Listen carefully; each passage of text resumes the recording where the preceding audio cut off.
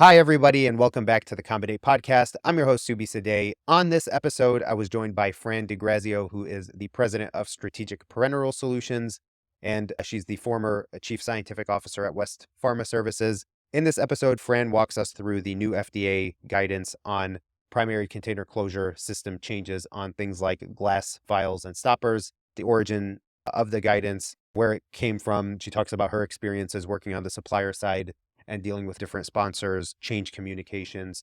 She talks about purchasing controls and supplier management considerations as far as dealing with changes go. And she also talks about, very interestingly enough, the differences between molded and tubular glass. If you're not already subscribed to the show, please subscribe on whatever platform you're listening on. Give it 5 stars if you feel like it's 5 stars. If you don't, reach out to me on the LinkedIn page or on letscombinate.com for feedback. And without further ado, here is Fran.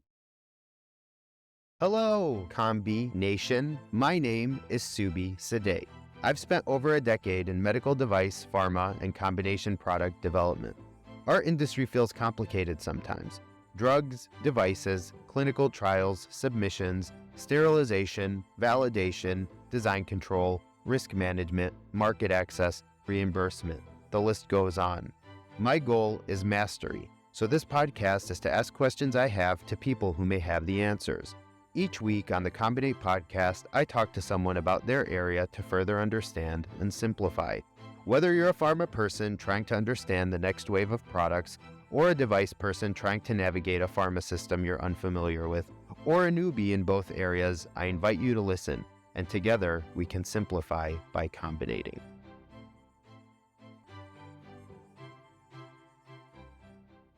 Hi, everybody, and welcome to this special episode of the Combinate Podcast. I'm your host, Subi Sadeh. On this episode, we are graced and honored by Fran Degrazio, who is the president of Strategic Parenteral Solutions. Prior to branching off onto her own, she was the chief scientific officer at West Pharmaceuticals, where she was there for more than 20 years. Welcome, Fran. Hi, Sue. Good to be here. Yeah, so you're one of the people that I think about when I think about primary packaging. And with the FDA issuing the new guidance on primary packaging changes, I wanted to just dive into it and maybe understand what the background was to this guidance and what it's saying, clarifying. So for clarity, the guidance is called Container Closure System and Component Changes, Glass Vials and Stoppers Guidance for Industry. Maybe if you could tell us the background to it and why so focused on glass vials specifically and stoppers and not Sure. more in the, closure system, the wider Well, space. the original document version of this came out in, I believe it was 2021, and that was really driven in response to the COVID situation and specifically packaging around COVID vaccines. At the time, there was tight supply around both elastomers and glass, and especially in the glass arena. I know they were really struggling with being able to get enough glass vials to be able to hold the vaccines. A lot of the suppliers, of course, have now built up capacity, but the FDA thought it would be useful to be able to reinforce and reiterate some flexibility around being able to maybe move suppliers or types of glass products, for instance. And so that's really the origin of the original document. I think that then what happened, of course, was okay, we're out of the COVID panic at this point. And so they really wanted to leverage the document to just say, we encourage, we want you to understand and have more flexibility around pharmaceutical drug packaging and specifically around stoppers and vials. That's what this document is focused on, although it does leverage a lot of other guidances and standards and things that are maybe applicable more broadly past just vials and stoppers. But this specific document is focused on those two. Now you worked in a large part of your career at in a capacity where a lot of the customers that you had were pharma sponsors. Yes. Um, can you maybe talk about your experience working with sponsors on these kinds of changes? Because basically, I guess the point that I'm trying to I'll make the question a little bit more elaborate. As part of supplier management or purchasing controls, whatever you want to call it, understanding changes is probably the most important thing. There are other important elements, but changes is called out across the board as probably the most important thing because there's usually agreement and an understanding of what you're getting at the outset, but the communication of changes thereafter is where I think a lot of the issues happen as far as supplier management goes.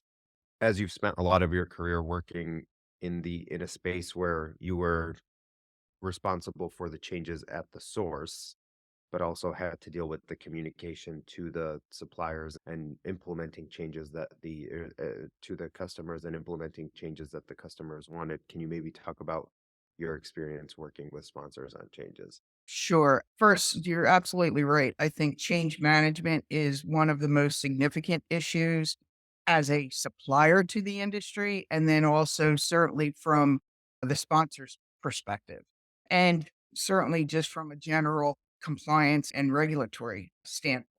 So there would always be change management agreements between, especially between any significant sponsors, the big pharma companies and even smaller ones, of course, so that there was a better understanding of when there would be notification on changes and things of that nature.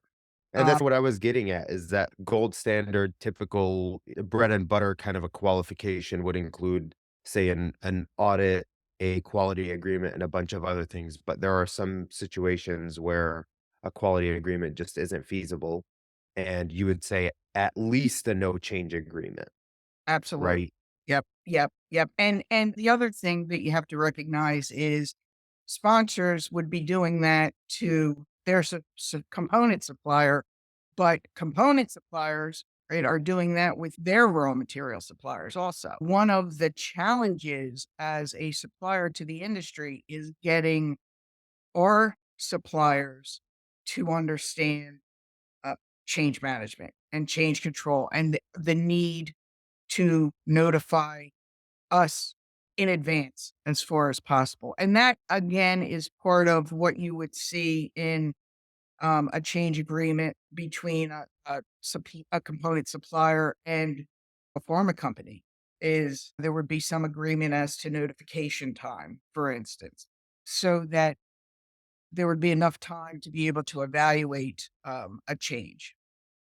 Now, the changes within this document, though, are different than I think a lot of the what you would consider the common kinds of changes that you would get from a supplier per se.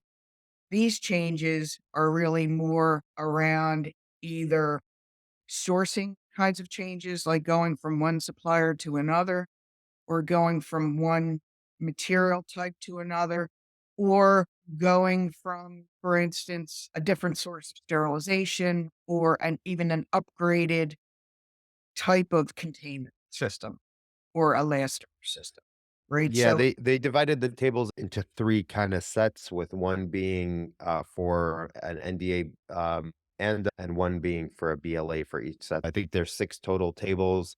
The first set is on, properties, the second set is on source or site, and the third set is on manufacturing and processing, I think. yeah, In that I believe it's in that order, but it's something like that where they split it into changes to the actual widget that you're buying, then it's changes to where it's made, then it's changes to how it's made. exactly, exactly. So I think you're talking about a different set of changes, but they really cover a wide variety.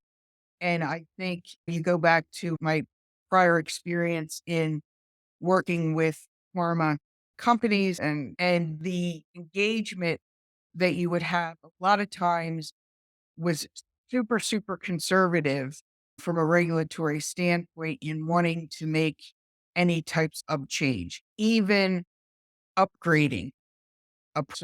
For instance, one of the things that was referenced here is going to a different type of wash process, for instance, or a different site for washing components.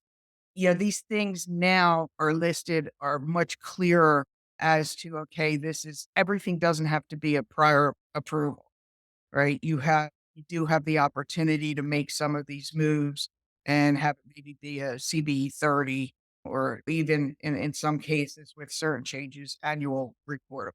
I did so that's something actually that I maybe never thought about because I haven't really worked in a supplier ever before. And so what is it like and so what you just said is that well, I should say what how I interpreted what you just said is that may get one sponsor that's so conservative that they're like, we need a PAS for this, where all the other sponsors that you're dealing with says, okay, CBE 30 is what I'm Absolutely. gonna do. I need 30 days. So you have a change that you need implemented, right? And on the one hand, you're like, I need 30 days before I can approve the change and have it implemented, and we start receiving product like a line on a date. And then you may have one that's, no, we need a PAS, so 6 months and a PAI and all that stuff that typically is Yep. associated with it. And so Yes. how would you I understand how this kind of guidance may help deal with that, but how would you have dealt with that as a supplier before? Because that's I've Yeah. never thought about that. Yeah. No, that's very much a true challenge. And you have to work with each pharma company on an individual basis, right? To get them, what they need to build their confidence in that making that change. If it's the one that's especially more conservative, and it would be one of the challenges depending on what type of change it is. You could there might be that CBE 30 customer that makes that change and they can do that. If it's let's upgrade from one level of quality to a superior level of quality, they may make that change and that's fine. You can provide them the product that they need. The other customer that's more conservative is just going to drag that transition process out. Right. And so that is really more of a problem on their end, to be honest with you, when it comes to just changing from, say, one quality level to a higher quality level. Now, if it's something like, hey, there's a raw material change of a formulation, and you have one pharma company that's holding back from giving that approval, that can be a real issue because then that is something that impacts all customers that Mm. would be using that formula, for instance, that elastomer formula. So So how hold would you back from making that change unless it's really you don't have enough raw material, right? Then Oh, interesting. so there's lots of intricacies with this that people must need to understand, really. And again, this goes back to, I think, having the packaging component suppliers having very good relationships with their suppliers so that they get notification as far in advance as possible of potential issues. And it's not as simple as a supplier to the pharma industry. The pharma sponsor may come in and they're more demanding. One of the challenges that you have within the being a supplier in this realm is that the quantity of raw materials being used as a elastomer supplier, let's say, is much lower than really where a lot of those raw materials may generally be used, right? So let's say Tires or tire industry or the electronics industry, or they're using much, much more of those raw materials. So as this small supplier to the pharma industry, you go in. I should say, like you're sa I guess, maybe the way that I'm hearing is, despite being a very large supplier to the pharma industry, to the rubber suppliers, raw material, you're competing with tires, Exact, which is exact. I don't know how many thousand stoppers equals a tire, but Absolutely. And that's one of the biggest challenges because you only have so much weight with those suppliers. If you get too demanding, they could just say, "Hey, you know what? We don't want to supply anymore." And those That's because the sponsors deal with the similar challenge if they're working on, like, a rare disease or they're sure. working on a low running but critical product like an ATMP or something like that, where they just the rubber or glass is such a from a value point of view, it's important in keeping the drug enclosed, like it's the container closure, but from a dollars and cents point of view, it's insignificant compared to the molecule, but there's so few that it is a challenge, but sorry, on you go. Yeah, no, it's a more complex issue, I think, than than a lot of people think. And that's why I think as suppliers, we have always wanted to manage those relationships with our suppliers because it's really a balancing act. And for the overall good of the industry, you have to be very sensitive to how to interact with those suppliers. So, And how again, how would you we're off topic of the guidance. So what I think it's a unique situation that the industry does need to be aware of.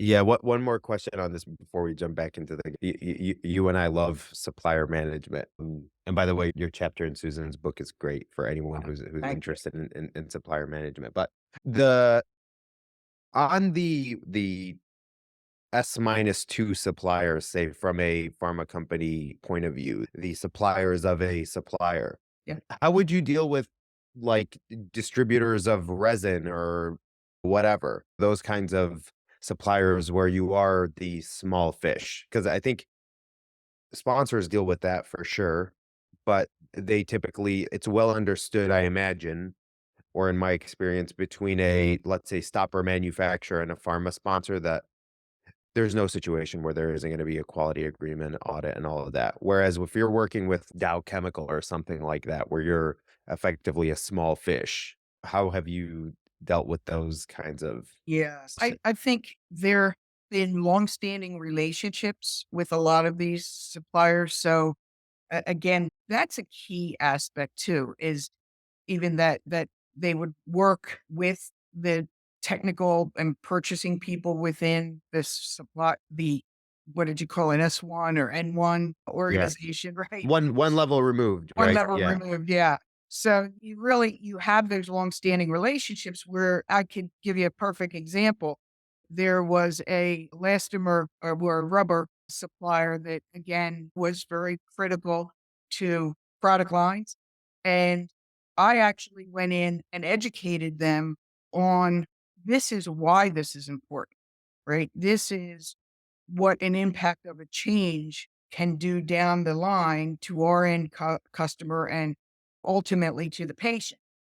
And all of you are potential patients, of course. It's really trying to educate them around those types of things. Now, the other thing is, I'm not going to tell you that every supplier, especially very large suppliers, are open to understanding all those things. But then the way I see it, this is where risk management comes into play, right? If you have a supplier that maybe isn't quite as understanding, maybe you need to have more controls around that raw material.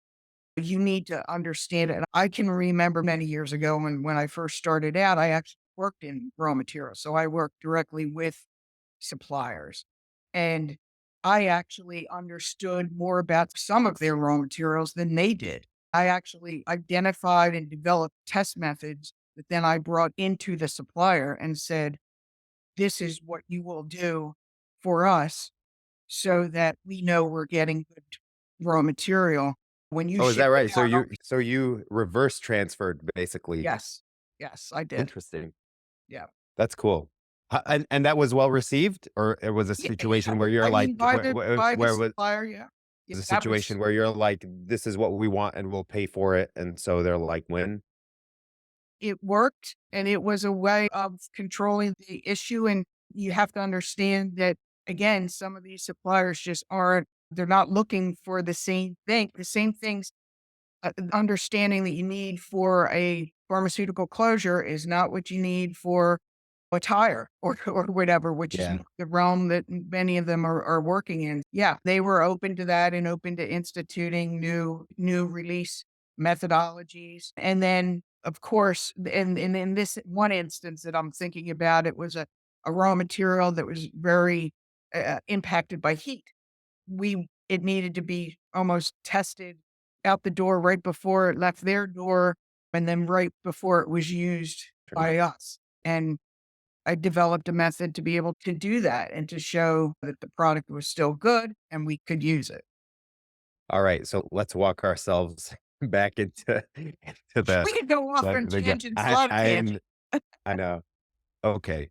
I think one thing that the guidance does that's interesting is it talks about what the proposed change is and then what recommended information is needed to Yes, support the change. yes. But outside of that, it also references an old guidance from April 2004 that's focused on NDAs or ANDAs. And so I guess what I'm wondering is from the point of view of the problem that this guidance is solving, was it ever it talks I know the scope of it is glass, but it says change from glass to a new material.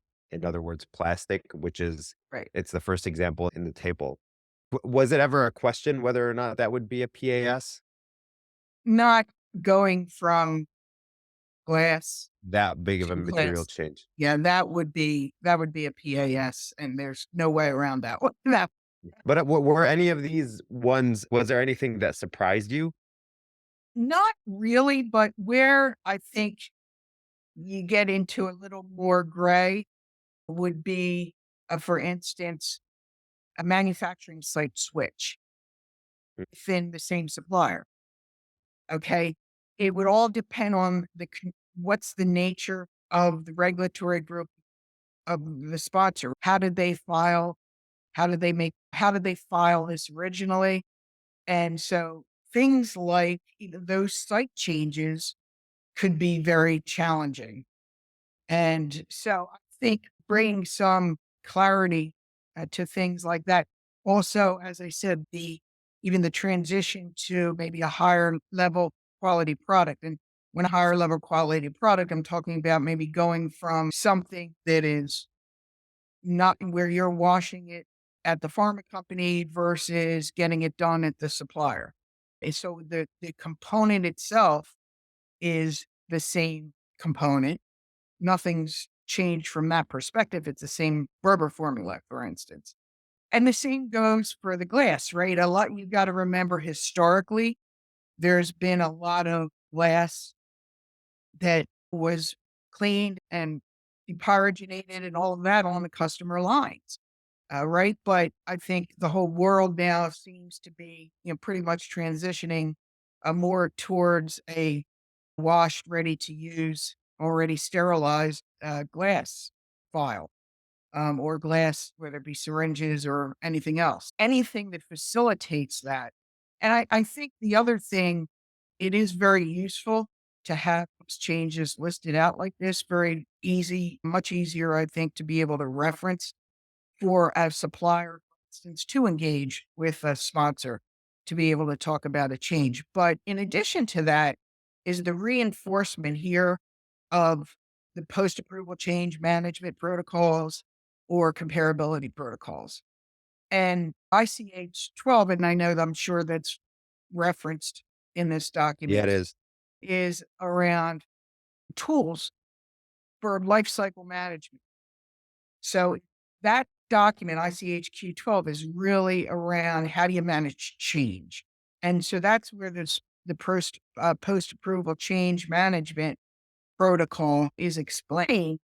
And they really try to reinforce that here along with comparability protocols. And again, there's a guidance out there on comparability protocols that the FDA had put out several years back. So using some of these tools can help facilitate changes, but also can help give you have the potential of some reduction in reporting category by doing that too. And so I think reinforcing that in this document is very Now, one thing that I thought was interesting was they don't dive into specific details about examples of actual changes. They give you like the categories like you mentioned. And so it'll say, for example, change to a dimension, Mhm. but it won't specifically say which one.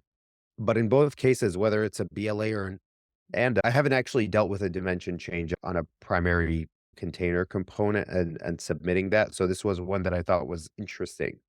Is in both cases it's a PAS in the guidance. Yep. And what does it matter what dimension? What's been your experience with that? Yeah. Again, I think what they're showing is It's the broad most, brush. so that's what I would consider to be the most conservative. I think the issue becomes these are systems. Ultimately, this is a system, right? So if you're just changing the vial and you're using your same stopper, you still, this needs to be a system that works together and works together as it was originally intended. And so I think it's critical that you're thinking more broadly than just the individual component, that you're thinking about the system. And so that's why, to me, they would reinforce that in saying, okay, you need to really understand what's the dimension, what's the variability of this dimension, what's the impact it could have to the system. So now if I get a different glass vial, and the challenge is that there, although there are ISO standards, okay, and things of that nature, they're ultimately they're very the specs are pretty broad when you talk about why meet an ISO criteria. It's still pretty broad. So you want to be Is able that to, right? What do you mean by that? and what I mean is that on the dimension of the tolerances, that it, even those tolerances need to be understood. So you don't only work with the nominal, you need to understand your plus and minus, and you need to understand your plus and minus on both the glass and the stopper in the case of, Yeah, vials and stoppers. And why is that critical? And off the top of my head, the most important thing would be CCI, right? But even think about this, even in your machinery, in your fill finish equipment, depending on what you're using, if you have a slight difference in a dimension, or even something as simple as the you're on the stopper, you may have little pieces that are used to help the stoppers not stick together. Does that have, if you're picking that up using a vacuum in your equipment, does that have an impact then in your equipment in running that stopper, right? mm, Or is it, if you have these stoppers and they're back to back, do they stick together more now because maybe that ring or those little lug nuts there don't exist anymore? So there's those kinds of intricacies that can occur that you really need to understand for your own efficiency within your own fill finish process. And then ultimately, as that system comes together as a whole. one distinction that the guidance makes, we talked about the two differences, the tables, one being for and NDA, the other being for BLA for the same kind of group of changes being clarified, I think structurally in the basically the document is set up in a way where you have specific tables for ANDAs and specific tables for BLAs. I'm not sure if there's actual differences between the 2. There might be. I didn't do that detailed of a read, but there are some situations where it says for lyo product this, for serum product that. Hmm. And so something like, I think stopper change, let me see one sec. Yeah. And I could believe that. I could also, for both stoppers and vials, because if you think about it, right? And again, some customers may use specialized vials for lyophilization because the bottom of the vial, right, you're really concerned about the energy transfer. So Mm. want to make sure that your vial is appropriate for that lyophilization process. Same When you goes say that with the bottom of the vial, what do you mean? the bottom of the vial, like sitting, how that's how is it made, right? Is it a little bit concave? That could have an impact on the, again, the energy transfer during the lyo process. There are actually a certain glass suppliers that you can get specialized glass that's used for lyophilization, so it's been optimized for that heat transfer and all of that. Yeah, because it says specifically change between molded and tubing glass, and it says CBE 30 generally, but a PAS for Lyo. Yeah, and the other thing, going from molded to tubing glass, the first thing that jumps out to me is dimensional tolerances on molded glass. Can you clarify the difference between molded and tubing glass? Oh, sure. Tubing glass is generally, I would say, what's used in the industry, on the most part, between from a small vial to, I would say, maybe a 50 ml or at least 20, 25 ml. They're all tubing vials typically. And so that means they are produced from a tube of glass that is received from a supplier. And so they go through the process, and each vial is or formed by a flame, and then it gets stretched with the heat and sort of gets cut off.